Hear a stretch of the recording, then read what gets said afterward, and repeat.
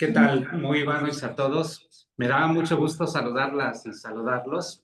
Decirles que en esta interacción que he tenido en los últimos días, en las últimas semanas, en mis redes sociales con motivo de mi candidatura a magistrado del Tribunal de Disciplina Judicial del Poder Judicial de la Federación, he encontrado muchas inquietudes. De ahí la intención de hacer esta masterclass llamada Elegantemente, pero que en síntesis será una charla con ustedes, pues para retroalimentarnos, interactuar, como dicen los chavos ahí, rebotar ideas respecto a un tema muy importante que finalmente es la raíz de todo el arranque de esta elección y que justamente es la reforma judicial y sus implicaciones. De tal suerte que esta charla, que agradezco mucho que me permitan tener con ustedes, pues se ha llamado justamente así, las implicaciones de la reforma judicial en México. Comentarles a todos que esta sesión será grabada, pues para efecto de su difusión también a través de redes sociales, a través de mecanismos de información. Y bueno, agradecerles de verdad a todos que se conecten. Veo por ahí con las personas que ya se presentaron, pues que tenemos auditorio de muchos estados del país, de muchas ciudades, lo cual de verdad me enorgullece mucho, me da mucho gusto. Y bueno, será una charla breve, también por la hora Ciudad de México, que comparten muchas ciudades del país, pues también es la hora como que ya volvimos de trabajar, como que ya andamos en otra dinámica, de tal suerte que yo me permitiré exponerles a ustedes esta charla tal vez en un lapso de 25, 30 minutos y después me interesa mucho interactuar con ustedes. Me gustaría también escuchar algunas preguntas que podamos ahí conversarlas. Y bueno, yo iniciaré diciéndoles que, como todos ustedes saben, el 15 de septiembre de 2024 se publicó en el Diario Oficial de la Federación un paquete de modificaciones a diversas normas constitucionales que aprobó el Congreso de la Unión y desde luego para que pudiese tomar el carácter de reforma constitucional, también tuvo que ser aprobada por la mayoría de legislaturas de las entidades del país. De esta manera, pues dicha reforma constitucional se consolida a través de la Ley Orgánica del Poder Judicial de la Federación, que como también todos ustedes tienen conocimiento, se publicó en el Diario Oficial de la Federación el 24 de diciembre de 2024. Como toda reforma legal y en ese ejercicio legislativo de libertad de expresión, de representación que tienen todos los diputados de nuestro país en las cámaras, en la Cámara de Diputados y obviamente en la Cámara de Senadores, esta reforma en su origen fue presentada en febrero, si no mal recuerdo, del año pasado por el presidente en turno. Es importante comentarles que aunque se conservaron los principios fundamentales de la propuesta que hizo el entonces presidente López Obrador, el resultado final aborda diversas modificaciones que incluyen diversas propuestas, obviamente, de los partidos políticos y que se discutieron de una manera muy amplia en la Cámara de Diputados, sobre todo para, como ya les decía, finalmente consolidar una nueva ley orgánica del Poder Judicial de la Federación en diciembre de 2024. ¿Qué es lo que pasaba antes? El Poder Judicial Federal, como ustedes también lo saben, antes estaba confirmado, pues obviamente por la Suprema Corte de Justicia de la Nación, que es el órgano máximo jurisdiccional de nuestro país, por un tribunal electoral del Poder Judicial de la Federación, por los plenos regionales, por los tribunales colegiados de circuito, por los juzgados de distrito y por el Consejo de la Judicatura Federal. ¿Por qué dejamos en la parte final al Consejo de la Judicatura Federal? Justamente porque este órgano venía asumiendo una doble función. Por una parte, la parte administrativa, la parte de administración del Poder Judicial del país, pero el otro sentido importante del Consejo de la Judicatura Federal, pues es asumir la parte disciplinaria, es decir, juzgar, verificar investigar y, en su caso, sancionar las conductas infractoras de todos los juzgadores del país. Este Consejo de la Judicatura Federal, a partir de la reforma, se divide en dos órganos. Por un lado, se crea el órgano de administración judicial, que justo se encargará de toda la parte de administración del Poder Judicial de la Federación, y por otra parte, se crea el Tribunal de Disciplina Judicial. Este órgano, que tiene una naturaleza muy importante, que se erige, se constituye y se define en la ley como un órgano constitucional autónomo, pues tiene justamente, asume la función tanto de la parte disciplinaria que venía ejerciendo el Consejo de la Judicatura Federal, pero también contempla y desarrollará la parte del seguimiento de la carrera judicial, que es muy importante comentarles, que sepan todos ustedes que ambos órganos, es decir, el órgano de administración judicial y el Tribunal de Disciplina Judicial, tienen competencias sobre todo el Poder Judicial Federal, incluyendo, desde luego, la Suprema Corte de Justicia de la Nación. Entonces, este es un aspecto muy importante, es así como se origina esta gran reforma al Poder Judicial Federal en México. Y luego, pues obviamente, además de este parteaguas que representa un salto allí importante en cuanto a la regulación de un poder específico de nuestra nación, pues entonces también se establece el tema de la organización del Poder Judicial Federal a partir de los órganos que ya les comentaba. Entonces, si hablamos de la Suprema Corte de Justicia de la Nación, ustedes recuerden que anteriormente la Suprema Corte operaba en pleno o a través de sus dos salas, y estas dos salas, la primera y la segunda sala, pues tenían una competencia especializada por materia. La reforma constitucional de septiembre y consolidada en diciembre con la Ley Orgánica del Poder Judicial de la Federación, pues nos cambia ahí radicalmente el tema.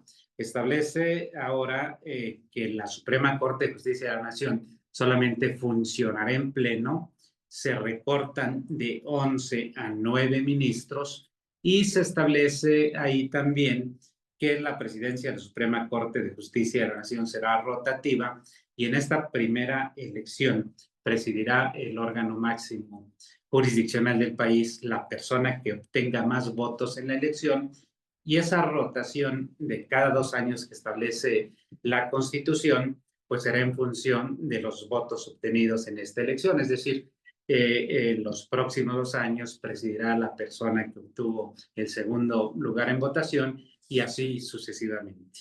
En cuanto al órgano de administración judicial y el Tribunal de Disciplina Judicial, estos dos órganos se conformarán cada uno por 5 integrantes, quedando, como ya les había comentado, los asuntos administrativos bajo el control del órgano de administración judicial, y los asuntos disciplinarios y el seguimiento de la carrera judicial estarán a cargo de este Tribunal de Disciplina Judicial, que aprovecho para comentarles, es para el cual contiende su servidor con el número 31 de la boleta turquesa, y bueno, tendrá unas facultades explícitamente fuertes que ya les comentaré más adelante, y que son muy importantes pues para poner en orden a los jueces del país. Esa es la dinámica, ese es el objetivo, y eso es lo que tendrá que hacer este Tribunal de Disciplina Judicial.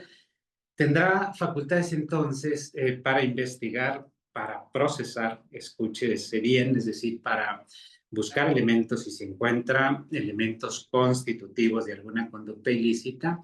Esta facultad de procesar, que obviamente no la hará directamente el tribunal, pues se constriñe a que el tribunal pueda dar vista al Ministerio Público cuando encuentre elementos que presuntamente constituyen un delito, pues para que el órgano de representación social pues pueda actuar en consecuencia. Podrá sentenciar derivado de los procesos administrativos que emprenda el Tribunal de Disciplina Judicial, y podrá sancionar, inclusive con destitución, a todos los juzgadores del país a nivel federal. Esto, cuando así proceda, pues evidentemente en el caso de los ministros de la Suprema Corte de Justicia de la Nación, El tribunal, como ya les había dicho hace un rato, tiene facultades explícitas, pero como la Constitución establece un esquema de paridad, es decir, establece los mismos requisitos de los ministros de la Suprema Corte de Justicia de la Nación para ser magistrados del Tribunal de Disciplina Judicial. Entonces, en este caso, dado que les da una categoría similar, por decirlo así, sin establecer un esquema de jerarquía, que no es mi función hacerlo, desde luego, pues entonces establece que en el caso de alguna conducta irregular por parte de algún ministro de la Corte, el Tribunal de Disciplina Judicial iniciará la investigación, incoará el expediente, si hay elementos lo turnará al Senado de la República y el Senado de la República será el encargado de iniciar el juicio de procedencia. Aquí también aprovecho este espacio para comentarles, en el caso de los magistrados del Tribunal de Disciplina Judicial, por ser un tribunal constitucionalmente autónomo e independiente, sus integrantes solo podrán ser removidos por el Senado de la República y desde luego por causas graves totalmente acreditadas. Y bueno, continuando con esta gran reforma constitucional de septiembre de 2024, ¿qué aspecto importante también tenemos? Pues obviamente el tema de la elección popular. A partir de la entrada en vigor de la reforma, los ministros de la Suprema Corte de Justicia de la Nación, los magistrados del Tribunal de Disciplina Judicial, los magistrados del Tribunal Electoral del Poder Judicial de la Federación, los magistrados de tribunales colegiados de circuito y los jueces de distrito serán electos por el voto libre, secreto, universal y directo de todos los mexicanos. Es decir, como en el caso de los legisladores, pues establece también un proceso de democratización de la justicia para que sean los ciudadanos quienes elijan a sus propios juzgadores. Y bueno, los integrantes del órgano de administración judicial, a diferencia de los funcionarios jurisdiccionales que acabo de nombrar, ellos no van a ser electos popularmente, pero serán designados por los tres poderes de la Unión, es decir, una persona titular de este órgano va a ser propuesta por el Poder Ejecutivo, otra por el Poder Legislativo y tres por el Poder Legislativo a través de la Suprema Corte de la Justicia de la Nación y una más por el Senado de la República, es decir, tendrá una composición también tripartita que le dará el equilibrio necesario para administrar los recursos del Poder Judicial Federal y, desde luego, los procesos electorales para elegir las personas juzgadores, pues tendrán que sujetarse a las etapas que establece la propia Constitución, bajadas a ley orgánica, y en las cuales pues ya estamos en curso. Por eso es que su servidor compite para el Tribunal de Disciplina Judicial con el número 31 en la boleta turquesa. ¿Y de qué se trata este tema? Pues obviamente la Constitución establece que tendrá que emitirse una convocatoria. En esa convocatoria se establecerán obviamente todos los requisitos de elegibilidad, los presupuestos legales, materiales y personales que deben tener todos los candidatos para poder ser elegibles en el tema de la elección a juzgadores. Establece también esta gran reforma que la composición de las candidaturas será a través de los tres poderes de la Unión. Como todos ustedes saben, para efecto de esta elección que está en curso, se conformaron tres comités de evaluación. Eso establece la ley. Uno por el Poder Ejecutivo, uno por el Poder Legislativo y uno por el Poder Judicial. Cada uno de estos comités de evaluación propuso candidatos de una manera proporcional y esto dio como resultado que bajo un procedimiento que aprovecho para decirles ciertamente riguroso de elección de las personas que eran elegibles, valga la redundancia, se determinó quiénes podían ser aptos para contender en estas elecciones y al final, como se trataba de muchos, pero muchos candidatos, pues tuvo que hacerse bajo un procedimiento también establecido por la ley, pues bajo un procedimiento de sorteo, como todos ustedes ya lo saben, ¿no? Este proceso electoral, por ser un proceso constitucional, también la normativa establece, la ley establece que estará a cargo del Instituto Nacional Electoral, el cual lo está ejerciendo también, aprovecho para decirlo, de una manera muy profesional, de una manera muy explícita, aunque fue de una manera muy rápida. Yo creo que se están resolviendo adecuadamente las cosas. A veces a los candidatos nos surgen dudas y pensamos ahí que tal vez faltó amplitud en algunas cuestiones de regulación. Sin embargo, hemos acudido, yo creo que muchos candidatos al Instituto Nacional Electoral y en la mayoría de casos hemos obtenido respuestas, yo creo que satisfactorias, ¿no? Entonces, está en ciernes este proceso en términos de lo que mandata la Constitución y la ley orgánica y cuál será la parte final que, como todos ustedes saben, pues obviamente el sufragio, el voto que se ejercerá por todos los ciudadanos del país que quieran hacerlo el 1 de junio de este año. Se inicia la jornada electoral que concluye evidentemente con el cierre de las casillas y el conteo de los votos que a diferencia de otras elecciones constitucionales ahora se concentrará en distritos electorales y finalmente se concentrarán en el INE para que después de un escrutinio riguroso y conteo de votos, pues pueda dar el resultado, si no mal recuerdo, como 10 u 11 días después de que se haya llevado a cabo la elección.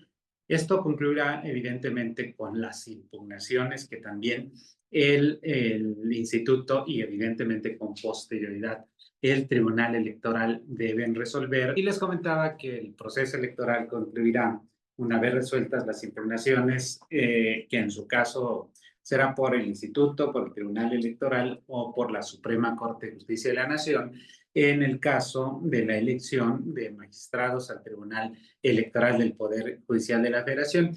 Y les comentaba también que la ley establece que esas impugnaciones tendrán que resolverse antes de la fecha de inicio del primer periodo de sesiones, que es en septiembre de este año, y también señala la ley que en esa fecha, es decir, el 1 de septiembre de 2025, deberán tomar protesta todos los juzgadores electos del país. Entonces, pero ¿cuál sería, es un aspecto importante, el régimen aplicable a estos cargos del Poder Judicial de la Federación a partir de esta nueva reforma que establece la elección popular? La reforma, como ya les comentaba, estableció requisitos muy rigurosos, muy específicos para cada cargo a elegir, ministros, magistrados en todas sus vertientes y jueces federales. ¿Y a qué se circunscriban los requisitos? Requisitos de nacionalidad, sin duda, solamente queremos juzgadores mexicanos, requisitos de residencia, que quienes aspiran hubiesen vivido cuando menos los últimos 5 años en el país, tener buena reputación, requisito indispensable para ser juzgador, tener un grado académico de estudios mínimo de licenciatura, tener un desempeño académico también acreditado y desde luego experiencia profesional. Desde luego que este proceso, como ya les comentaba, fue un proceso riguroso y escrupulosamente llevado a cabo por los 3 comités de evaluación de los 3 poderes y finalmente pues nos llegamos a esta etapa en donde después de la insaculación pues ya vemos 881 personas, bueno, somos muchos más, pero se van a elegir 881 cargos que serán los nuevos juzgadores del país a partir de septiembre de 2025. Aquí solamente comentarles, porque también es importante que lo sepamos, la reforma judicial que ya les he comentado, septiembre de 2025, consolidación, ley orgánica, diciembre de 2024, perdón, establece también, además de este procedimiento de conformación del Poder Judicial Federal, además de este esquema de elección nuevo y novedoso para el país, también establece cuestiones muy importantes que nos llevan al tema de acotar, de poder apuntalar de una manera muy específica la actuación de los juzgadores. Y solo les pondré 3 ejemplos, ¿no? En materia tributaria, por ejemplo, se establece que las leyes secundarias determinarán las cuantías y los supuestos en los cuales los juzgadores deberán emitir sus resoluciones en un término máximo de 6 meses. Esto como un principio de certeza jurídica, sobre todo para las personas, pues en el escenario que la parte tributaria pues, siempre implica, en todo caso, pues una aplicación del patrimonio de las personas para situaciones impositivas, y aquí es muy importante que los procesos se resuelvan rápido, pues sobre todo por el tema de la actualización de los intereses y todo lo que lleva implícito un crédito fiscal, por ejemplo. Otro aspecto importante, se establece la posibilidad, que esto es muy importante que tomemos nota, de sancionar a los juzgadores cuando sin justificación alguna, pues retrasen la emisión de sentencias, que es una de las propuestas que también su servidor viene empujando en esta parte de la candidatura. Y esto sobre todo en procesos penales, en donde se establece, como ustedes saben, a raíz del nuevo sistema de justicia penal acusatoria, pues que los juzgadores tendrán 4 meses para resolver si se trata de delitos cuya pena máxima no exceda de 2 años de prisión, y tendrán 1 año si la pena que establece la ley es mayor. Y un tercer caso, también se establece que para los casos que versen sobre delincuencia organizada, pues se podrán adoptar medidas para preservar la seguridad y para resguardar la identidad de los juzgadores. Es decir, en México, como en algunos otros países, pues también ya existen los famosos jueces sin rostro, ¿no? Otra parte importante, les decía que esta charla queríamos que fuera breve, no muy tediosa y demás, ya vamos como al 70%, pero se me hace muy importante comentarles qué pasa, por ejemplo, con las sesiones de inconstitucionalidad, con las controversias constitucionales y con los amparos.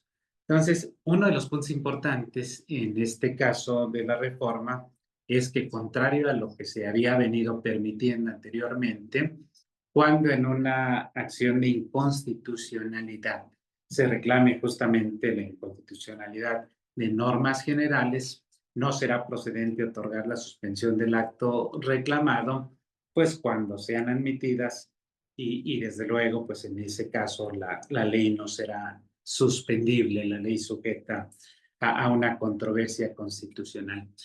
Otro aspecto importante es que en los juicios de amparo no será procedente la suspensión del acto reclamado con efectos generales. Es decir, por algún tiempo, como ustedes lo saben, la ley, ejerciendo el famoso principio erga omnes, se establecía que si en un juicio de amparo se concedía la suspensión en un caso concreto, pues esa podría ser aplicable de manera general. Hoy la ley lo acota de manera específica para que solamente sea beneficiario quien promueve el juicio de amparo. Y no obstante estas connotaciones, también cabe destacar que aún la normativa, la reforma también permite la declaración de invalidez de normas generales por parte de la Suprema Corte de Justicia de la Nación cuando sea aprobada por mayoría calificada, es decir, cuando la aprueben en este caso pues más de cinco ministros, ¿no? Eh, Entrando ya un poco en materia respecto a la aplicabilidad, lo que nosotros llamamos en el derecho a la famosa vacatio legis, aquí comentarles que la Constitución y la Ley Orgánica establecen que el Congreso de la Unión pues tendrá un plazo de 90 días para realizar las adecuaciones a las leyes federales, que justamente lo está haciendo el Congreso. Como ustedes ya saben, se reformó la ley de amparo para establecer la impugnabilidad de los actos emitidos del Tribunal de Disciplina Judicial, en donde se estipuló categóricamente que en contra de los actos emitidos por este órgano disciplinario, pues no procede recurso alguno y desde luego tampoco el juicio de amparo. Y bueno, entre tanto, se establecen estas normas, pues evidentemente tendrán aplicación las que todavía están vigentes y supletoriamente, pues también las que tienen ese carácter en la aplicación normativa del Poder Judicial del país. Y también se establece también en este espectro de la famosa vacatio legis que los estados, incluyendo sin duda alguna la Ciudad de México, pues tendrán un plazo de 180 días para ajustar sus constituciones locales en principio y luego por replicar la elección por voto popular en sus juzgadores locales, incluyendo la renovación de todos sus cargos a más tardar en el 2027, como se estableció para el Poder Judicial Federal. Y aquí aprovecho para comentarles que, como todos ustedes saben, en esta primera etapa, en esta primera elección, además de renovarse el Poder Judicial Federal, pues también habrá elecciones para juzgadores locales en 17 entidades del país.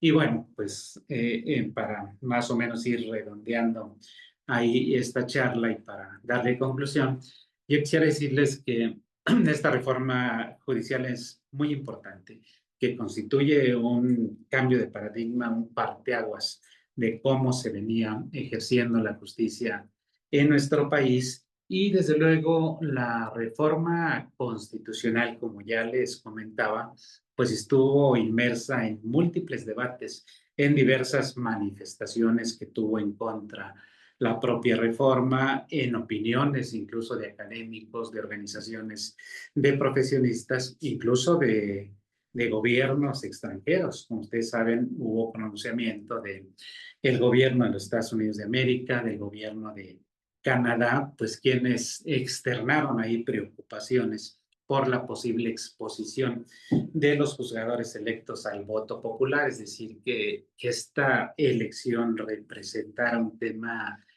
complicado para los juzgadores, de ahí la existencia que ya está en la ley, como lo había dicho, de los jueces sin rostro para ver casos de delincuencia organizada, asuntos ahí de trascendencia importante para el país.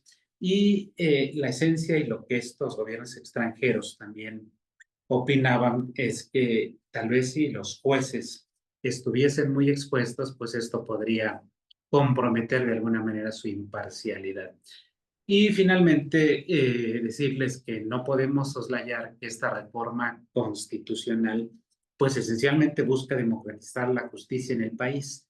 ¿Qué quiero decir con esto? Pues busca realmente que esta justicia que anhelamos todos, una justicia verdadera, pronta, expedita, gratuita, imparcial, sin privilegios, pues lo que busca la reforma con esa democratización es justamente que todas las personas del país puedan elegir a personas probas, a personas honestas, a personas que se hayan destacado de alguna manera en el ámbito académico, profesional y desde luego de honestidad, pues para representarnos en los órganos jurisdiccionales del país. De tal suerte que además de esta democratización de la justicia que busca la reforma, pues lo que pensamos y lo que queremos, lo que anhelamos todos como mexicanos, pues justamente que haya una justicia más accesible para todas las personas, que se establezca también, que esa es una parte esencial para que la reforma pueda consolidarse en los hechos, no solamente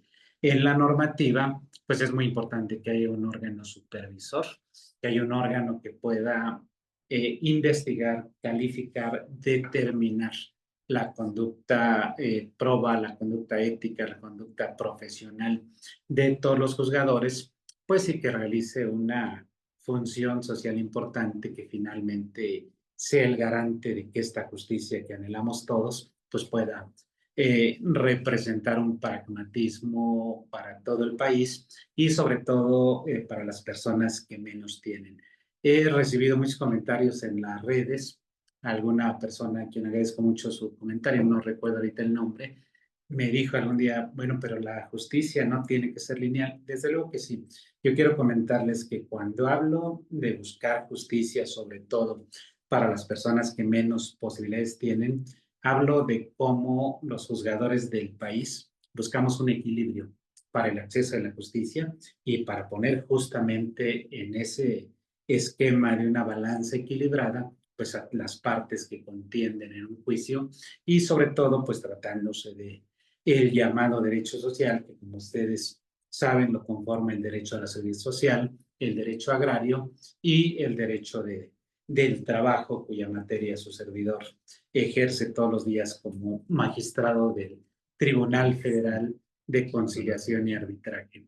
Esta es una charla ahí muy rápida, si ustedes quieren, pero que espero que nos dé un poquito la connotación de la importancia de la reforma, de los alcances y desde luego las implicaciones que tiene esta reforma constitucional en el país. Yo cerraría con esto agradeciéndoles de verdad que se hayan conectado todas las personas que lo han hecho y pasaríamos pues ahora a interactuar con ustedes, a escucharlos. Me gustaría escuchar algunas preguntas y desde luego en el alcance de mis posibilidades poder responderlas. Muchas gracias. Maestro, buenas noches. Rebeca Fernández Roldán de Tulancingo, Hidalgo. Fíjese que en mi caso yo sí tengo dudas en cuanto a cómo va a operar el nuevo sistema. Es decir, pues entiendo que actualmente un juzgador puede tener miles de expedientes y ahora sí que ese es para mí el grave problema que tiene nuestro sistema penal, acusatorio, como lo podamos nombrar. Bueno, para esta nueva elección, esto se pretende mitigar de alguna manera el que un juzgador tenga esa carga de trabajo tan grande. Muchas gracias por tu pregunta, Rebeca. Mira, lo que ha venido sucediendo en todo el país y en todas las materias, por desgracia, y te hablo como una experiencia propia en la sala que tengo el honor de presidir en el Tribunal Federal de Conciliación y Arbitraje, lo que ha pasado es que no solo en el tema de justicia, sino en todos los aspectos de nuestra vida cotidiana, pública y social, va creciendo la población, va expandiéndose en el tema poblacional. Evidentemente influye la globalización, el tema de nuevas formas de vida, incluso que surgen en el ámbito cotidiano de la vida. Y entonces crece todo ese aspecto social, pero la infraestructura no crece en todos los aspectos, incluso uno muy básico, muy importante, pues el tema de las vialidades, ¿no? Pero volviendo al tema de justicia, lo que ha pasado aquí es que los órganos jurisdiccionales nos vamos llenando ahí de expedientes y demás. Y obviamente el personal también por las limitaciones que tiene nuestro gobierno en el ejercicio del presupuesto, pues evidentemente eso no crece.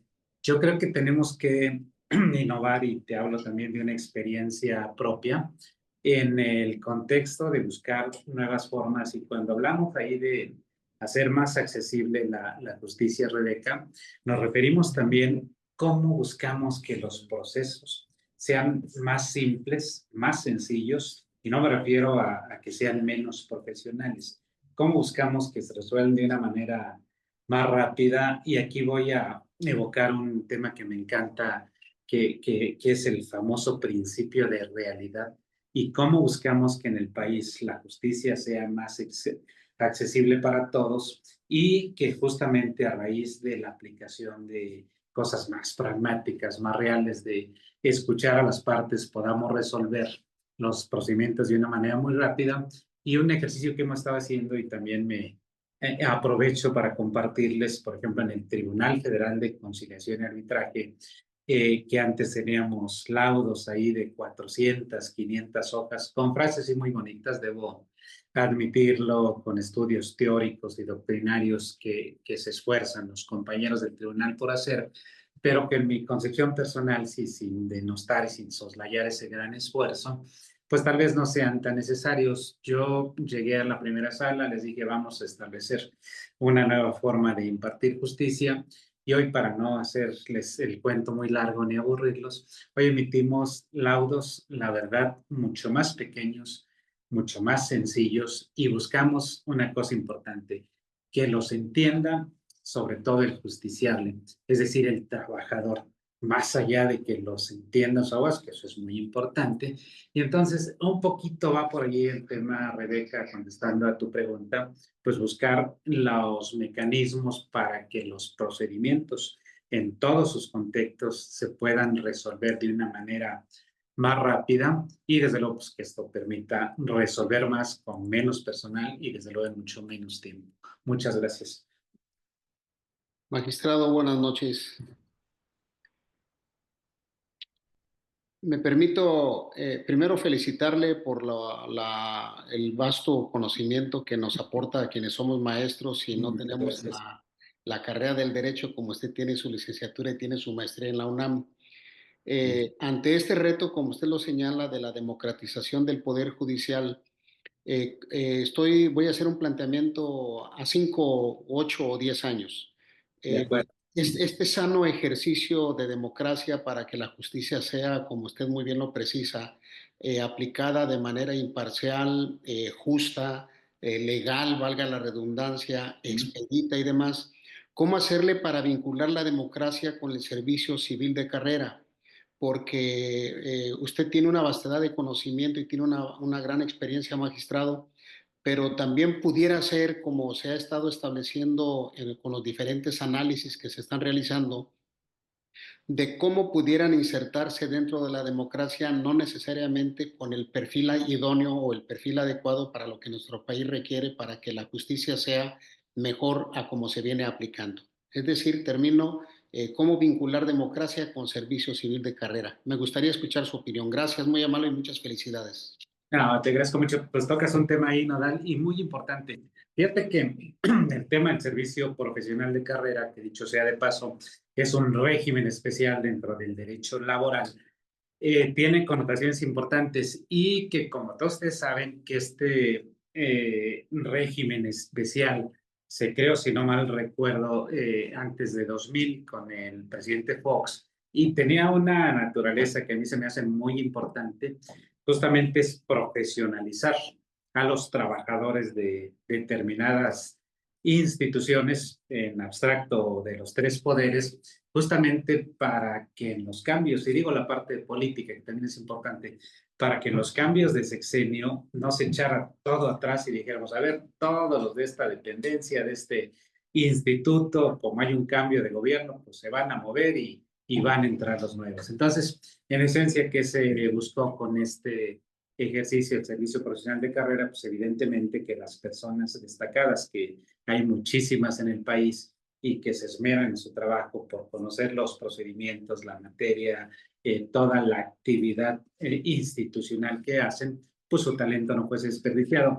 Yo creo, contestando ya específicamente tu pregunta, en el seno del Tribunal de Disciplina Judicial, que será el encargado del seguimiento de la carrera judicial, justo se van a establecer los parámetros para, de alguna manera, determinar qué personal tiene que ser personal de confianza, porque sin duda alguna todas las instituciones necesitan personas de este tipo para poder atender asuntos que requieren justamente esa connotación. Va a haber, desde luego, servidores públicos del servicio profesional de carrera y sin duda alguna servidores de base. Pues entonces, muy importante tu expresión en ese sentido y yo creo que tenemos que empujar. Si tu servidor llega al tribunal, que esperemos que así sea, pues una de las partes más importantes justamente será eso. Sí, buenas tardes. Maestro, felicidades por la plática, muy interesante. Eh, yo soy Víctor desde Tijuana y yo tengo una pregunta que hacerle. Ahora, con esta reforma para elegir a los jueces, magistrados y ministros por voto popular, ¿cómo se va a garantizar para que estén las personas idóneas en estos puestos que se van a elegir? Gracias. Muchas gracias, Víctor. Fíjate que, como comentaba ahí en la charla, hubo un procedimiento muy riguroso para la elección de quienes son elegibles, valga la redundancia, y en el caso personal, que es del que te puedo hablar, obviamente tuvimos que cumplir requisitos, que como ustedes saben, ya lo comentaba, requisitos respecto a tu reputación personal, tus grados académicos, tu desempeño profesional, requisitos también en cuanto al promedio de los aspirantes, es decir, promedio general 8, y en la materia específica cuyo cargo quieres aspirar, la convocatoria te pedía 9. Tenemos requisitos de idoneidad, académicos, personales, profesionales. Tal vez tu pregunta vaya en el sentido de que qué vamos a hacer si de pronto ya en la designación, en la toma de protesta de estos 881 nuevos juzgadores, pues encontramos que alguien trae ahí alguna falla en cuanto a los temas de su designación. Justo el Tribunal de Disciplina Judicial, que también, y aquí va la respuesta concreta a tu pregunta, la ley orgánica establece que en el primer año de ejercicio, el tribunal va a analizar y evaluar a los 881 jueces que entran a sus nuevos cargos. Entonces, esto es un principio de certeza para la ciudadanía, justamente para verificar que si tenemos algún juzgador que nunca cumpla con esos requisitos de idoneidad, pues evidentemente el tribunal tendrá que actuar. Y ahí se establecen tres tipos de medidas, Víctor. Uno, si se encuentran fallas corregibles, el tribunal tiene facultades para establecer medidas correctivas y decirle, a ver, tú, juez fulano de tal entidad, traes estas fallas y entonces te imponemos medidas correctivas. Si las fallas son mayores, el tribunal tendrá la facultad de suspender de manera temporal, ya sea 6 meses o 1 año, a los juzgadores. Y finalmente, si las fallas son mayores, Víctor, que encontremos un caso de nepotismo o un caso de corrupción, el tribunal puede destituir o consignar al juzgador que se encuentre en ese supuesto y, como ya comentaba, los fallos del tribunal serán inapelables. Víctor, muchas gracias. Licenciado, en un balance general, ¿usted considera de manera positiva que la reforma al Poder Judicial será un éxito? ¿Y cuándo considera usted que pueda verse reflejada la mejora en la impartición de justicia, que sea más rápida, expedita y con acceso para todos? No, importante pregunta, disgregada como en 10, Javier, pero muy interesante. Mira, yo lo que creo, como lo he comentado con anterioridad, que finalmente la esencia de esta reforma, que está implícita en la exposición de motivos, pues tiene justamente como tema principal, pues buscar lo que yo decía, democratizar la justicia, es decir, que la justicia más accesible, más digna, más humana y más pareja para todos, por decirlo en términos simples. Entonces, el éxito del que comentamos, Javier, y que es el que todos anhelamos, pues obviamente será en función de la idoneidad que hayamos tenido como mexicanos para votar por los perfiles idóneos para los cargos de juzgadores.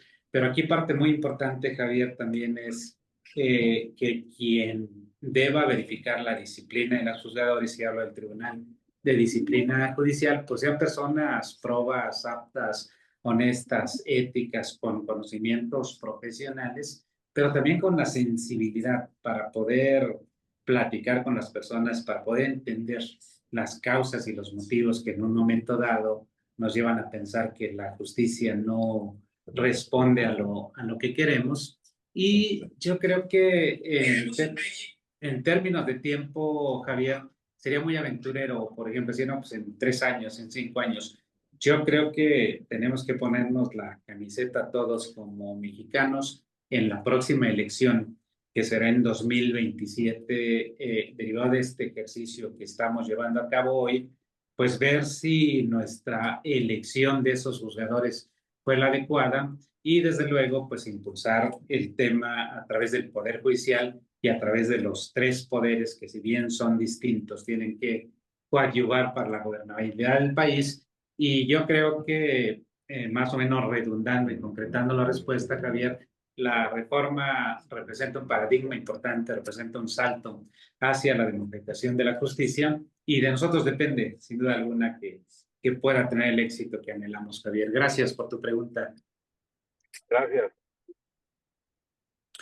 Muy bien, pues miren, de verdad que interesante, veo mucha interacción, sigo viendo aquí muchas preguntas por cuestiones de tiempo y como ya les comentaba que hemos querido hacer esto porque además tendremos más charlas si ustedes me permiten y me acompañan con posterioridad. Estamos pidiéndoles que por favor nos envíen sus preguntas por escrito, ahí tienen todos los datos de mis redes, inclusive mi correo, con la certeza de que vamos a dar respuesta a todas, sin duda alguna. En esta visión no me restaría más que agradecer de verdad a todas las personas que se conectaron, decirles que es muy importante no solo la reforma, sino que esa reforma la reflejemos en nuestro voto el próximo 1 de junio, pedirles que analicemos los perfiles y en el caso del Tribunal de Disciplina Judicial, pues analicen mi perfil. Hay muchas personas ahí interesantes, profesionales, pero si yo llego al Tribunal de Disciplina Judicial, cuenten con que no nos temblará la mano para poder sancionar a los jueces corruptos, para poder buscar que la justicia sea más humana, sea más digna y más accesible para todos. Muchas gracias a todos. Soy Rufino H. León, boleta turquesa, número 31, y aspiro a ser magistrado del Tribunal de Disciplina Judicial. Muchas gracias a todos. Gracias, señor magistrado. Muchas felicidades. Gracias. Gracias. Hasta luego, gracias. Gracias a todos. Hasta luego, muchas gracias a todos. Hasta luego. Buenas noches. Saludo para todos. Buenas noches. Gracias. Saludos, saludos, maestro Rufino. Muchas gracias. Muchas gracias a todos. Un abrazo. Maestro Carlos Gutiérrez. Saludos, muy buenas noches.